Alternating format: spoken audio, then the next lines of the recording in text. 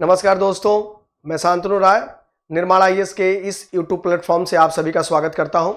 आज हम जानेंगे ज्ञानपीठ पुरस्कार के बारे में। 58 ज्ञानपीठ पुरस्कार की अभी घोषणा हुई है और उस ज्ञानपीठ पुरस्कार के बारे में हम जानकारी प्राप्त करेंगे। ज्ञानपीठ पुरस्कार 2024 के बारे में हम इन बातों को जानेंगे कि चर्चा में क्यों रहे ज्ञानपीठ पुरस्कार, क्या होता है, इसकी चयन प्रक्रिया क्या है, इसमें गुलजार और राम भद्राचार्य जी को ज्ञानपीठ पुरस्कार 2024 से सम्मानित किया गया है। इनके बारे में हम आगे जानेंगे और ज्ञानपीठ पुरस्कार के विजेताओं को अभी तक कितने लोगों को ज्ञानपीठ पुरस्कार दिया गया है उनकी एक सूची है, जिस सूची को आप देख सकते हैं और आपको पता होगा कि पहले से लेकर अभी तक कितने लोगों को ज्ञानपीठ पुरस्कार दिया गया है। ठीक है, चलिए आगे हम बात करते हैं। देखिए, इस बार का ज्ञानपीठ पुरस्कार गीतकार गुलजार और जगत गुरु राम भद्राचार्य को दिया गया है। ठीक है, तो ध्यान रखिएगा, गीतकार गुलजार और जगत गुरु राम भद्राचार्य को इस बार का ज्ञानपीठ पुरस्कार दिया गया है। ठीक है, प्रसिद्ध गीतकार गुलजार और विद्वान जगत गुरु राम भद्राचार्य को ज्ञानपीठ पुरस्कार के लिए नामांकित किया गया है, नामित किया गया है।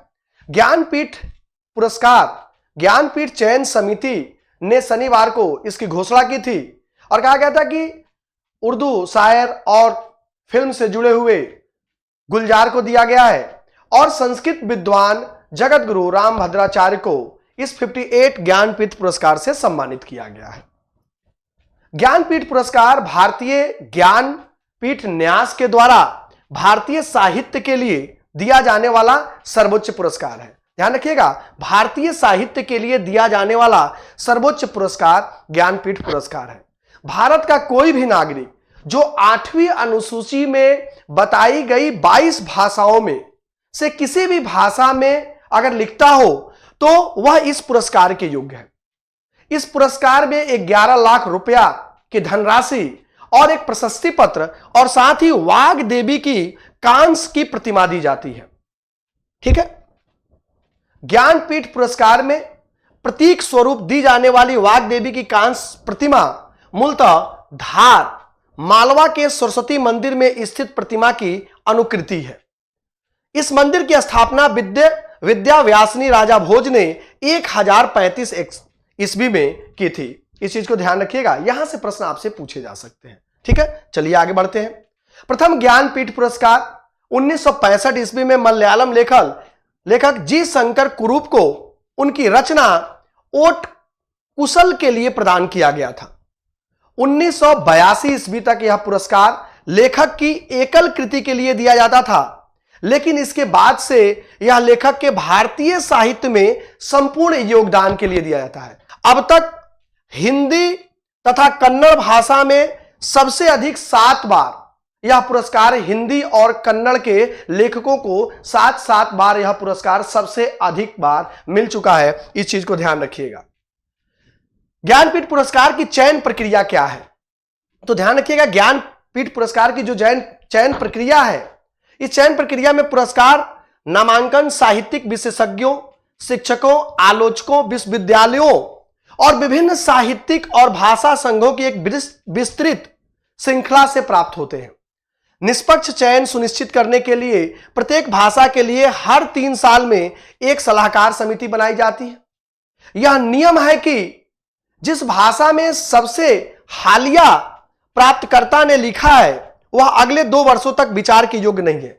ठीक है, प्रत्येक भाषा की सलाहकार समिति 3 प्रतिष्ठित साहित्यिक आलोचकों और विद्वानों से बनी होती है जो उस विशेष भाषा के विशेषज्ञ होते हैं और समिति सभी नामांकनों की सावधानी पूर्वक जांच करती है और अपनी सिफारिशों को ज्ञानपीठ पुरस्कार चयन बोर्ड को सौंपती है। इस चीज को ध्यान रखिएगा। ठीक है, चयन बोर्ड में सम्मानित व्यक्ति शामिल हैं जो अपनी उच्च प्रतिष्ठा और सत्यनिष्ठा के लिए जाने जाते हैं। बोर्ड में 7 से 11 सदस्य होते हैं जो 3 साल के कार्यकाल के लिए कार्य करते हैं।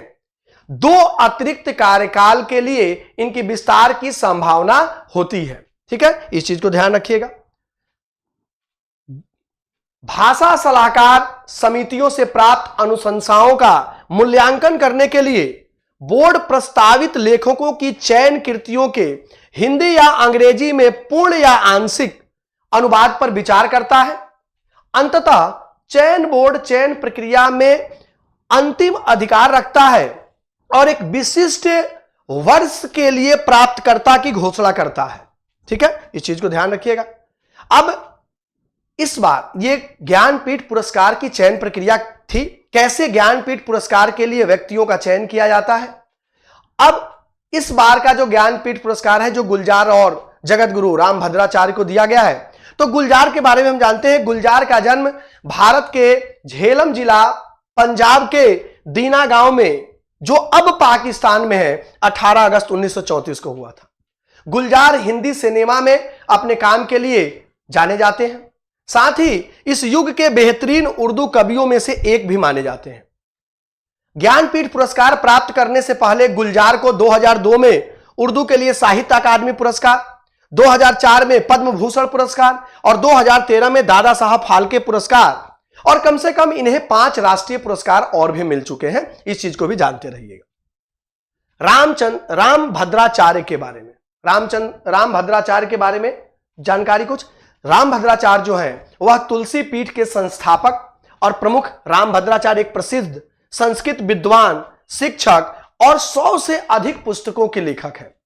1950 में यूपी के जौनपुर के खांदी खुर्द गांव में जन्मे रामभद्राचार्य रामानंद संप्रदाय के वर्तमान 4 जगत गुरु रामानंदचार्यों में से एक है।